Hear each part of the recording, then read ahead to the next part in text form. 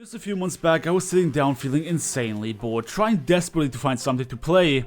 Well, it is video game season now and I can't save myself from all the games I want to play, but today we won't be talking about all the Call of Duties, the Battlefields, the Dishonored and Titanfalls. All these games are fine and all depending on who you ask, but I don't want to talk about the new games today. In this video, I would like to talk about the games that have been updated recently with more content. Some of you guys might be like me. You pick up a bunch of games during a sale or play a game a lot during launch and then simply forget about it, not realizing that they've been updated with new content. So that's what I'm going to be trying to remind you of. Note that this list will only contain games that I own and recommend based on my own experiences unless specifically stated otherwise. I will also be talking about the current pricing at the time of me making this video, spend a little bit of time talking about why I think you should be playing those games and why they might be interesting for you even if you don't own them already. A little note on the side, I am an affiliate partner of Gaming and I currently got some mad sales going on over on their website, so if you want to pick up some cheap games, maybe even those I'm about to talk about, and you want to support the channel, you can find my affiliate link down in the description below. So without further ado, let's get right into it. I won't be getting around talking about this first and foremost. With my channel being so Overwatch centric, most of you probably already know of the patch around 0.5.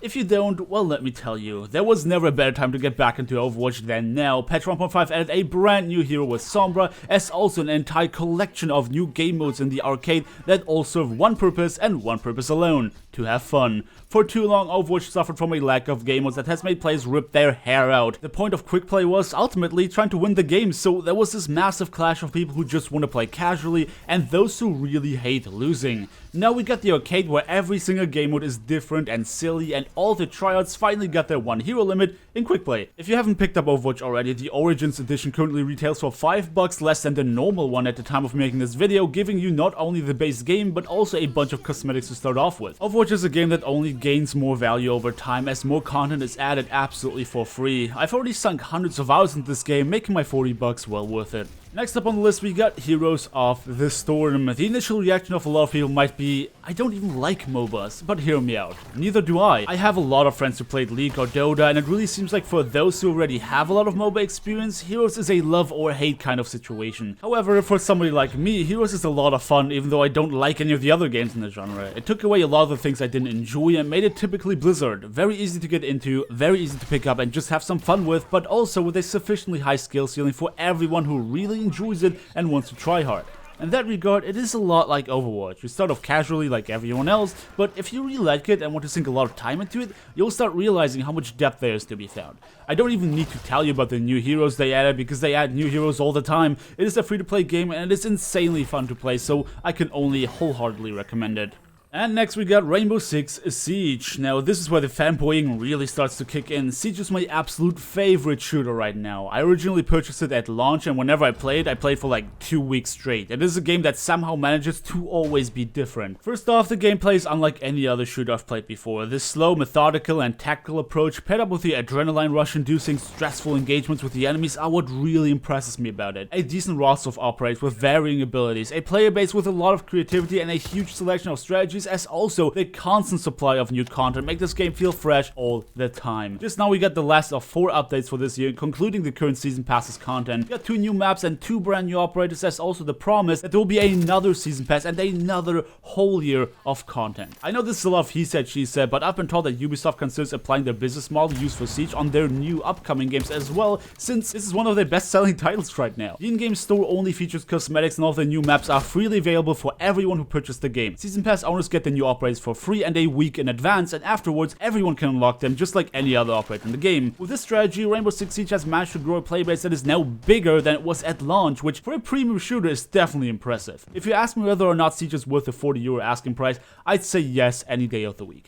However, there's undeniable value in picking this up right now with a 50% discount. Honestly, $20 for a high-profile game such as this is almost laughable. I recommend the Gold Edition with a Season Pass, but since we're waiting news for a new Season Pass, I'd rather recommend holding off on that. Well, I guess we can stick with Ubisoft for a bit longer. Next up on the list we got The Division. Now this is a game that I can only recommend with a lot of buts and ifs, so bear with me. Chances are that you guys heard of all the problems plaguing the game at launch. The grindy endgame content, thus the lack of actual enjoyable activities, complaints about the lack of challenging AI and so on. It is worth mentioning that the developers have halted DLC content for a while and flew out some members of the community to the HQ to improve the game, since the first DLC really wasn't all that positively acclaimed. Well, The Division is a game I picked up at launch and really didn't regret regret doing so. I really enjoyed my time with it, but probably for different reasons than most other people. It is an impressively good looking and sounding game for one thing, and for another thing, I'm a city boy myself. While I don't live in New York, I still feel very connected to the setting, which really helps me in enjoying the game. People who don't have this sort of connection to the setting might not find as much enjoyment as me.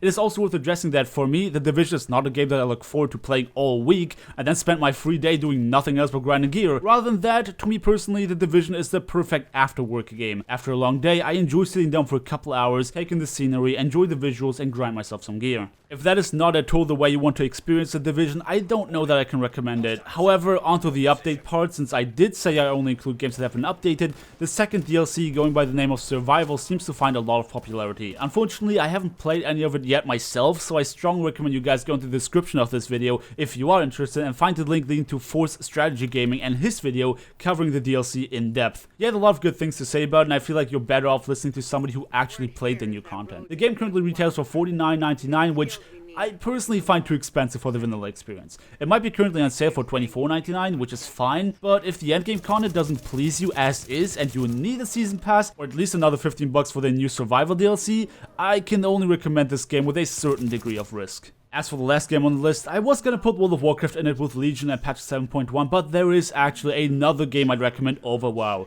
Don't get me wrong, the expansion is good, I'm enjoying it playing with my friends, there's lots to do, they drop new content regularly, and it is very new player friendly, but another game takes the spotlight for me personally, so let's talk about why. The last game on the list is The Elder Scrolls Online. So why would I recommend this over WoW? First off, it is buy to play rather than subscription based. $29.99 is a very fair asking price for the base game in my opinion, however, right now it is on sale for as low as $9.89, which makes this almost a non-brainer to me. So, what does The Elder Scrolls Online do better than WoW? No doubt, the entry experience. I've been playing WoW for about 9 years now, but what becomes painfully apparent whenever I create a new character is how horribly outdated the leveling experience is. It always feels like all you do as a low-level character is chasing cap to finally do the real content that matters. ESO is far superior in that regard. I might get some flack for this, but I'm personally not a fan of the Elder Scrolls series. It's kind of like with me and MOBAs, isn't it? I don't like League and Dota, yet I play Heroes. I didn't really like Skyrim, and yet I play and enjoy ESO. What's absolutely amazing about ESO is that it gives you this feeling that WoW gave you back in the day, the feeling of creating a hero and experiencing your own adventures.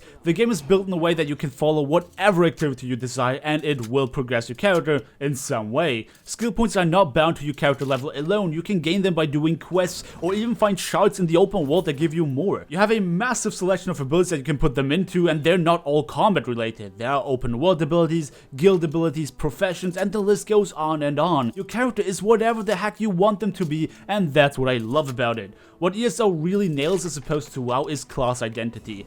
While WoW keeps stripping skills off of classes to mainstream the experience and dictate what we're supposed to play like, in ESO I can follow the fantasy of my character to my heart's content. If I play a Nightblade, I can be very rogue-esque. I can acquire the ability to murder, to steal, to lockpick, to lie to NPCs, and all these things really immerse me. Also, the world is absolutely packed full with content and unique stories. I am hard-pressed to ever feel like any of the content I'm doing is not relevant because, again, every last bit I do progresses my character. I never feel like I'm chasing max level. Hell, I even have to go out of my way to even find my experience bar, making those occasional level ups feel even more satisfying. I do have some trouble telling you what has been added recently. I picked the game up last year on Christmas and played for about 80 hours before having to quit due to a lack of time. Now, picking the game up again, I invested $12.99 into the premium subscription to get access to all the DLC that otherwise would have probably cost me a fortune. I do apologize for this last segment being as long as it is, but that's why I put it at the end. As shooter focused as I am and present myself to be on the channel, I still do enjoy myself the occasional action-adventure MMO. At any rate, I hope you guys enjoyed this video talking about a bunch of multiplayer games that have been recently updated that I wholeheartedly recommend. Do feel free to leave all of your thoughts and opinions down in the comment section below. Don't forget to drop me a like on your way if you enjoyed the video, subscribe if you want to see more, and I hope to see you guys next time.